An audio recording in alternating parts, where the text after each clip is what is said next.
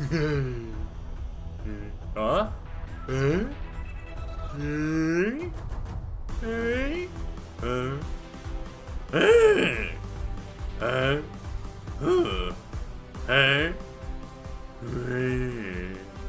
What?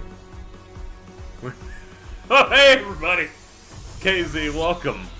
Welcome to Shonen Jump Yu-Gi-Oh! Legacy of the Duelist. It's Yugi! Oh, Legacy of the Duelist. I'm gonna have to ride solo, but it's gonna be fine. Because I have plenty to talk about with Yu-Gi-Oh! And we're gonna talk about it here. The original series was completely dubbed by 4Kids 100%, which was really cool. But there are at least two series they did not do that, which is GX and 5D. GX ended around their third season of 4, and we just didn't get the last series. Granted, I believe that's because that involved the main character playing a card game against Satan. But you know, it just happens. But as a result, they didn't include their important story points in this, but they also did. They did in the form of the most insidious thing in the world, downloadable content.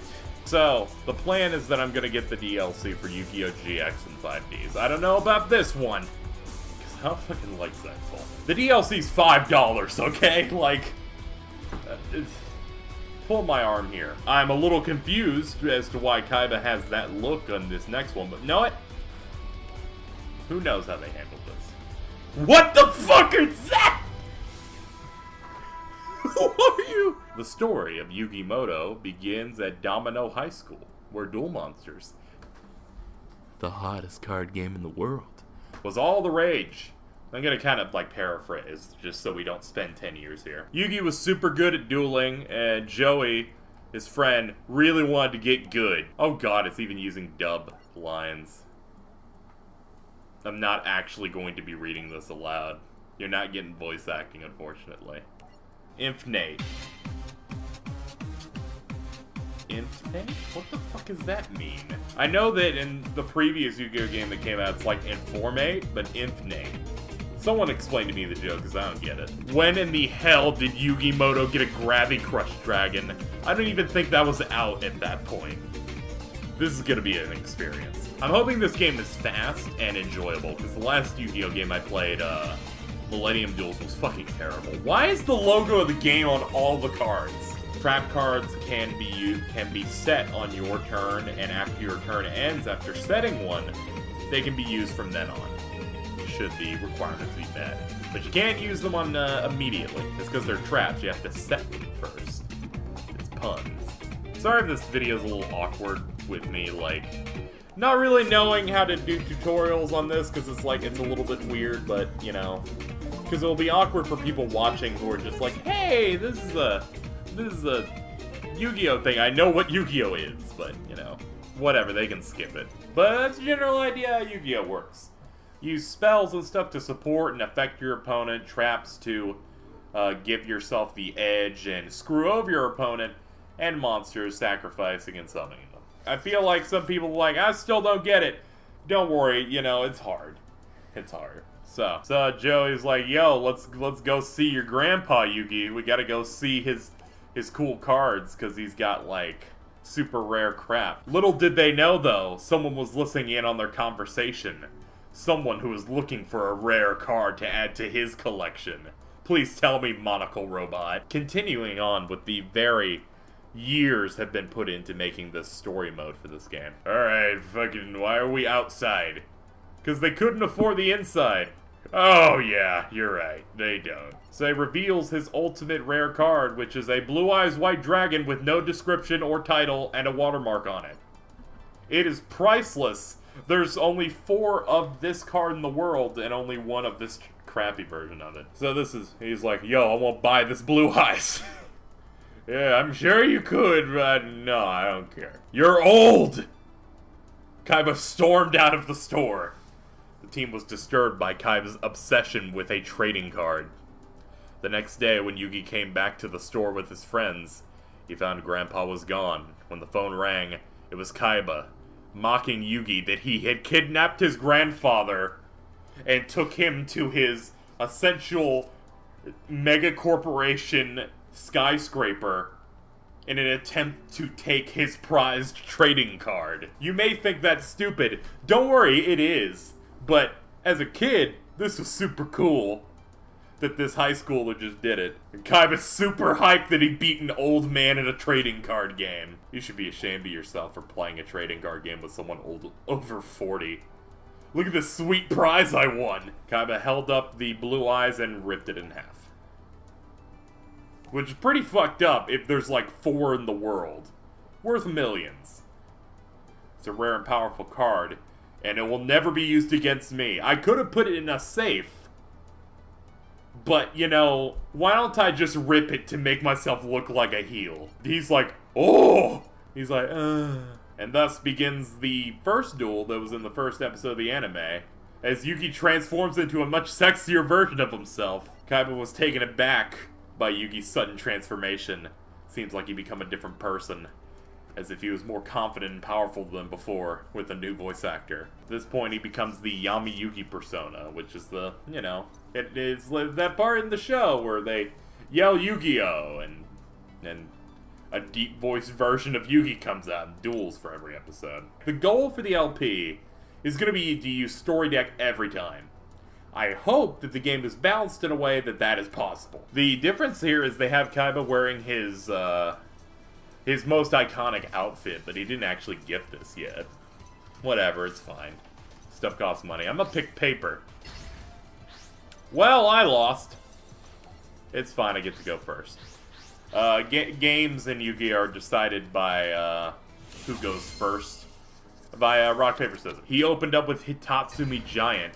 Did he actually... He opened with the same card he had in the anime. That's I hope it's that loyal. That'd be great. So at this point, I'm guessing we want to try and be super cool guys and win with Exodia. Which, to do that, we're going to need to get all 5 pieces, the arms, the legs, and the head. So I'll pick up the head now. We'll try and see if we can win with Exodia.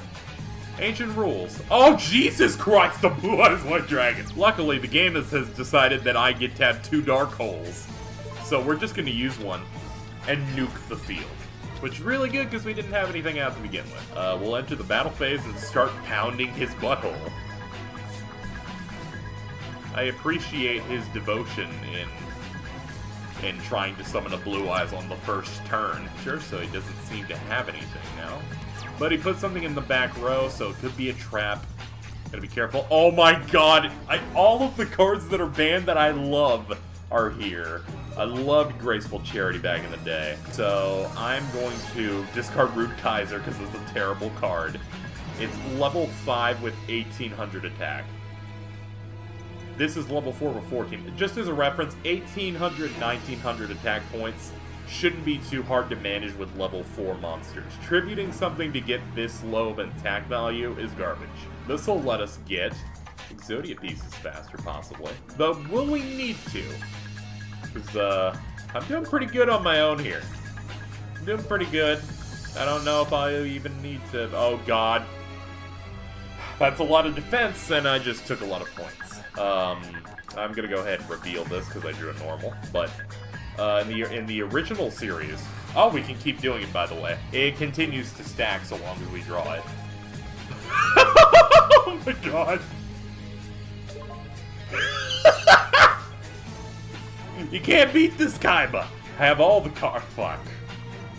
Do these stack, I wonder? But back then they had 2,000 life points, and now it's 4,000 in the anime. But here it's 8, in case people who played the originals were wondering about that. Alright, had to do a quick cut, but we're gonna set Mystical Elf, because she's a pretty good defensive monster, matches the Aquamador. Some of these retro cards, I love them. I've played a lot of Yu-Gi-Oh! Games, so... And we have 3 pieces of Exodia. Left arm, right arm, and the Forbidden One. We draw Heart of the Underdog. And it indeed stacks, so we draw twice. Activates the chain, we draw, and thanks to that we essentially get a second shot of Heart of the Underdog working, and still get the benefits of 2. So effectively, we found a way to possibly draw a ridiculous amount of cards. We could possibly win the game on this turn if we can pick up the 2 legs of Exodia, which is very interesting that they give you this ability. So what did we get out of this? We got too many monsters. I will tribute both mine. Summon a vintage, a classic, Guy of the Fierce Knight. So what's Kaiba got? He's still going the defensive route. He's hoping he can get something going. So we'll just continue to go on the offensive. Oh no, he's got Trap Master. We have another Heart of the Underdog. Boom, let's use it. If we can get a normal card, like, we're gonna draw 3 times. We got our headliner, the Dark Magician, out of that. Let's go ahead and do this. Kaiba's like, why is he drawing so many cards? Heart of the Underdog pops. We now have the leg. All we need is the final piece of Exodia. This is such an interesting deck. I like how they designed this. It's loyal to the anime. Activate Heart of the Underdog. We have won this game, probably. We have 4 cards left. We have a very good chance of picking it up. So let's draw our last pathetic cards. But we have no pathetic cards. What we do have is Exodia. We won. In case you're wondering, Exodia the Forbidden One is a thing where you collect all 5 pieces, and if they're in your hand, you win automatically. And with that, we won. And we did it the canon way. You play only for power. That's why you lost. Actually, he lost because we drew way too many cards, and he couldn't attack me much. But if you put your heart into the game, and cheat Heart of the Underdog mechanics, there's nothing you can't do. Us beating him in a private duel that no one was able to see, word spread quickly. So this is going to be it for the first video. Kind of a weird series, but I think it's interesting just playing through these games. I feel like the series won't be for everyone because it's Yu-Gi-Oh! And I feel like card games may be a bit harder to go through, and the story is like, I'm kind of screwing around with it, but I feel like if people like it, that's cool. That being said, thank you so much for watching, and I'll see you next time, where we do the ultimate Great Moth.